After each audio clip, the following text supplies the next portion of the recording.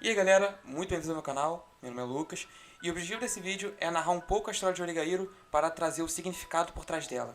Eu decidi fazer esse vídeo quando eu percebi o quão confuso ficou meu vídeo anterior, então vou refazer todo aquele conceito, mas em vídeos separados. Bem, sem mais delongas, bora logo direto. O começo da história não se difere muito das outras obras do mesmo gênero, vendo de maneira superficial, mas, ao se aprofundar, ele se difere por mostrar de forma mais natural e realista como são as relações do colegial. Mas fora isso, ele continua tendo os mesmos estereótipos e clichês que as outras obras têm do mesmo gênero. E esse ritmo continua até o episódio 5. E o que faz ele mudar é a cena do Hachiman encerrando a relação com a Yui por deduzir que foi tudo por conta de pena. Nessa parte, o gênero que víamos como um romance virou um drama, mas o problema com a Yui é só a base para o real problema dessa temporada, que é o arco da Yukino. O arco da Yukino começa no momento que ela descobre que o Hachiman sabe que ela estava envolvida no acidente. Isso faz com que ela não consiga mais agir naturalmente com ele. O que mais incomodou o Hachiman nessa situação não foi saber que ela mentiu, mas foi ele ter idealizado a Yukino. A relação deles continua estranha, mas ela piora no momento que a Yukino aceita o pedido da Sagami. Hachiman sabe que aquela atitude não é normal da Yukino e vai contra o que ela acredita. Mas, por conta da situação ruim entre os dois, ela está confusa e tomou essa decisão. Hachiman, apesar de não gostar nada disso, ele fica quieto, mas é possível notar a raiva dele com isso na cena que ele aperta os punhos escondido. Depois disso, a situação só piora, porque o Hachiman nota que a Sagami está abusando da Yukino e ela não faz nada.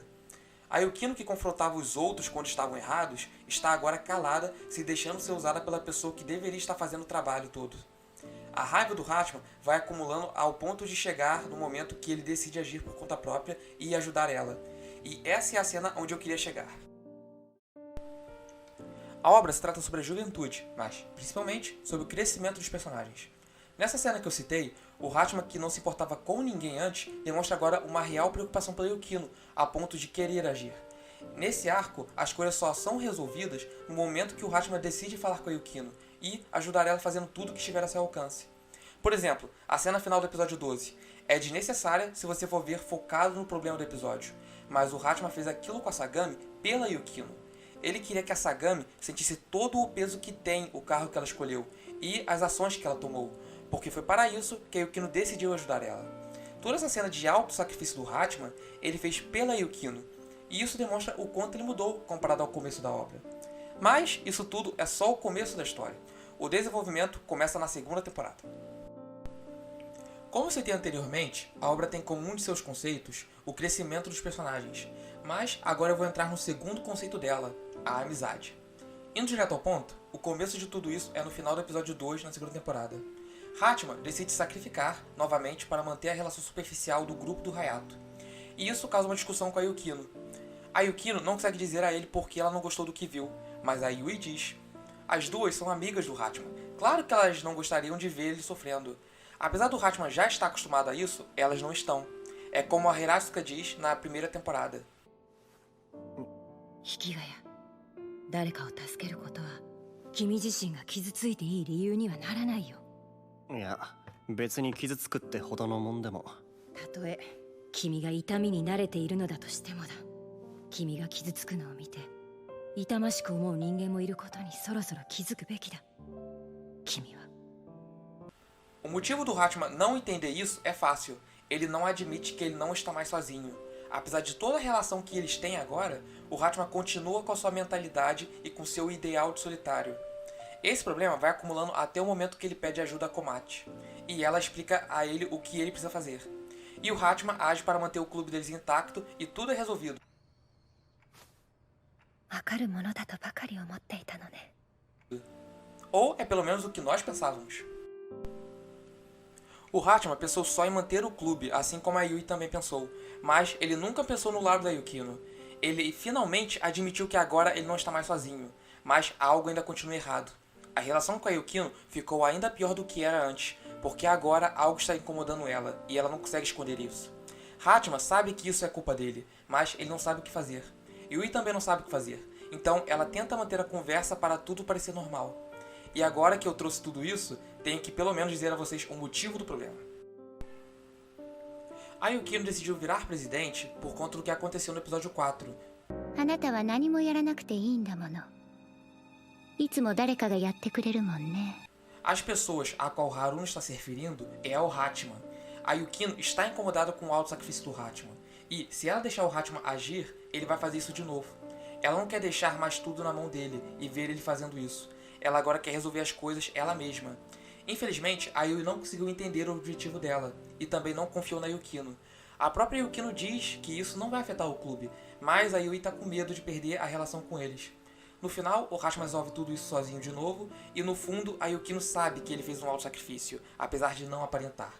Ela se sentiu inútil, como se ela não precisasse mais agir. E ela sabe que o Hachiman fez tudo isso pelo clube, então o mínimo que ela podia fazer era tentar manter as coisas. Mas como a Yukino não consegue fingir, fica claro que algo está errado. E é aí que chegamos onde eu parei. O Hachiman não sabe mais o que fazer. Ele só sabe que a culpa de tudo isso é dele, provavelmente. Ele não quer mais ferir a Yukino, então ele acaba tomando a decisão de ajudar a Iroha por conta própria e não envolver a Yukino ou a Yui nesse caso. Essa foi outra decisão ruim que ele tomou, porque ele tirou uma chance da Yukino ganhar confiança novamente. Hachiman começa a perceber que errou nisso quando a Yukino conversa com ele no final do episódio 7.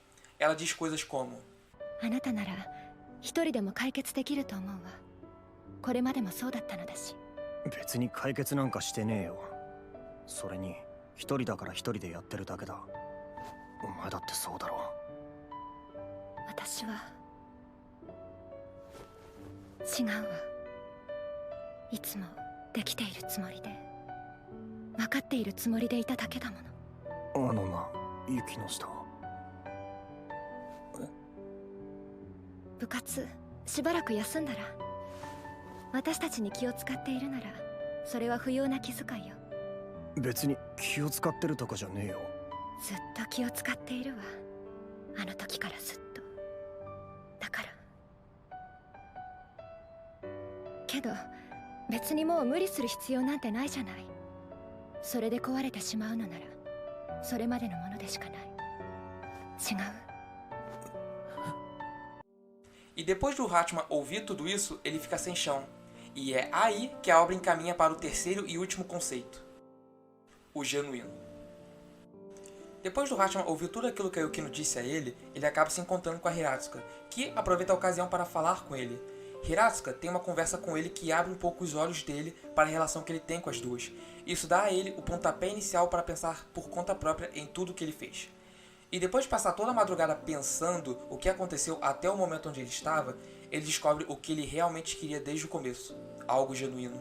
Ele queria uma relação com as três onde eles não precisassem mentir, onde eles pudessem entender uns aos outros. E mesmo que eles não se entendessem, eles iriam buscar isso. No final, nenhum deles sabe o que significa realmente o genuíno.